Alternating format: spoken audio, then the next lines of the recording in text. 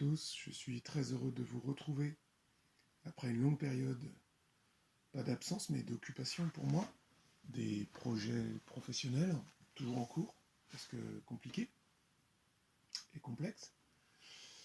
Je croise les doigts.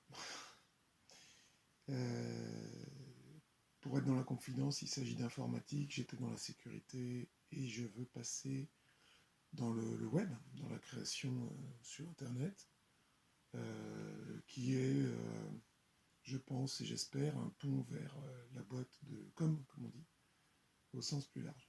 Voilà ce que je fais après une petite vingtaine d'années dans le premier domaine. Alors aujourd'hui, je voulais vous parler d'un thème auquel j'ai pensé récemment. J'en aurai d'autres par la suite. On va repartir sur une série de vidéos, je pense, prochainement. Il s'agit de renforcer les tendons.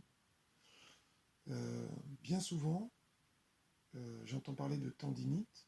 J'ai été, moi, pris dans ce problème aussi. Et l'avantage, c'est que j'ai su m'en sortir et je voulais vous en faire part. L'inflammation des tendons, c'est quelque chose qui peut être très incapacitant, dans le sens où c'est très douloureux, et ça touche toute la longueur d'un mouvement.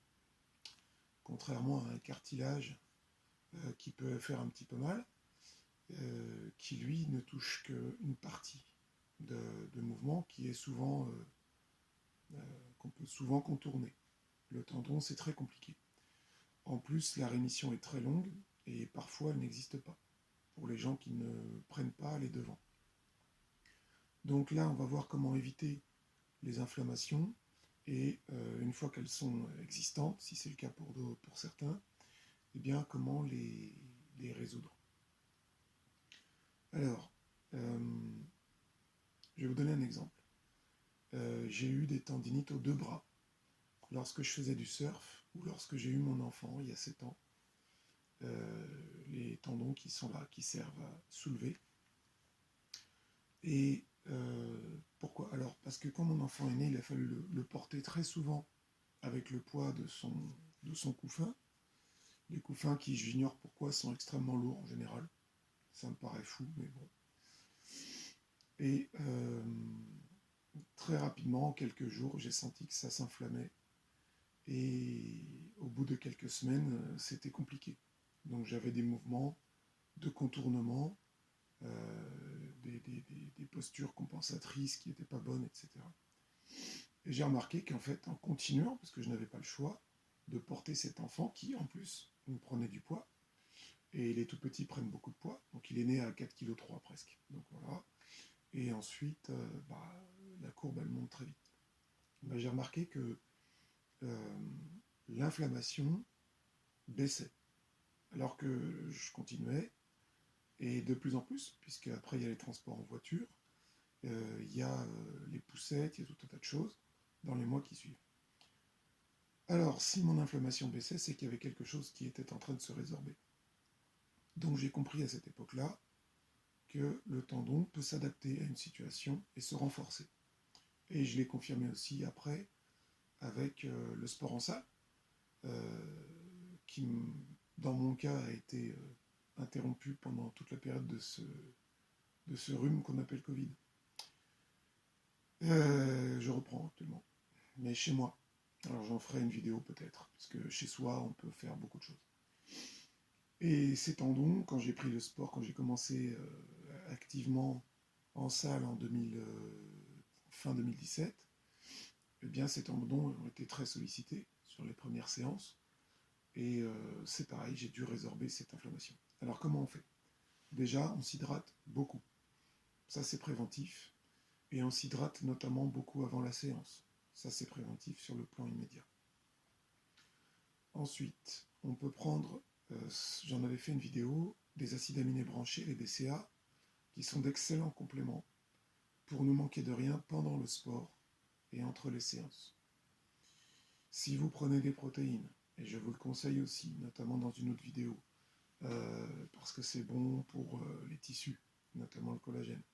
Dans les protéines que vous prenez, selon la qualité, vous avez aussi plein de petites bonnes choses comme les vitamines, les oligo-éléments, les minéraux assimilables.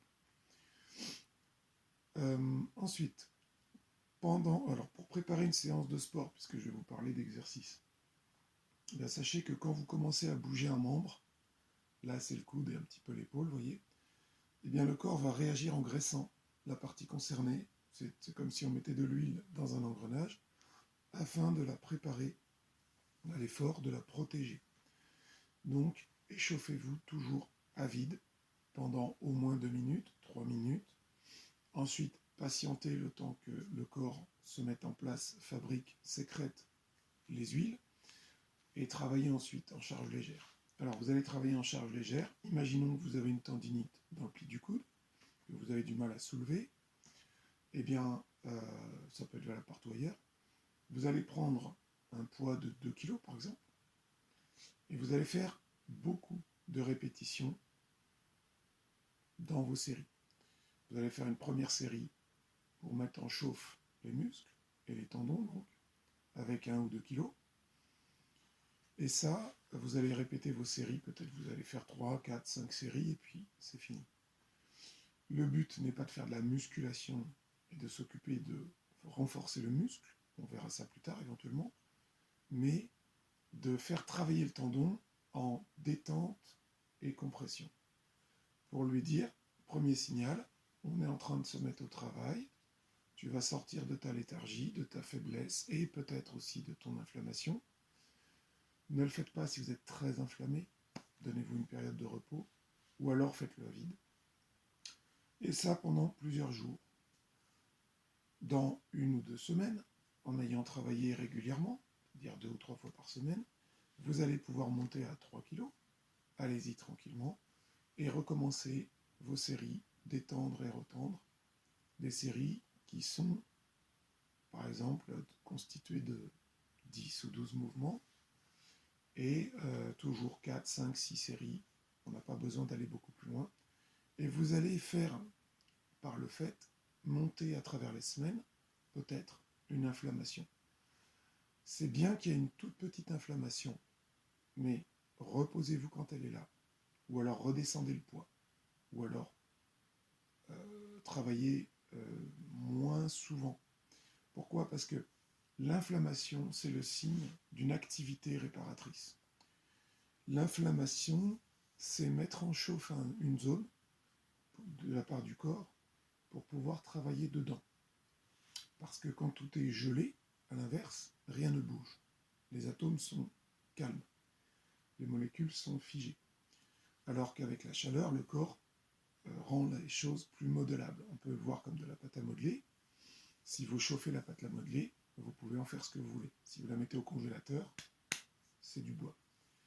Voilà comment le corps fait pour agir sur lui-même. Donc l'inflammation est bonne.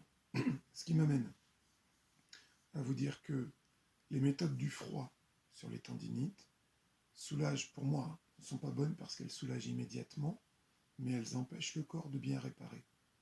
Donc de réparer à moyen terme, eh bien, ça va vous prendre beaucoup plus de temps si vous mettez souvent du froid.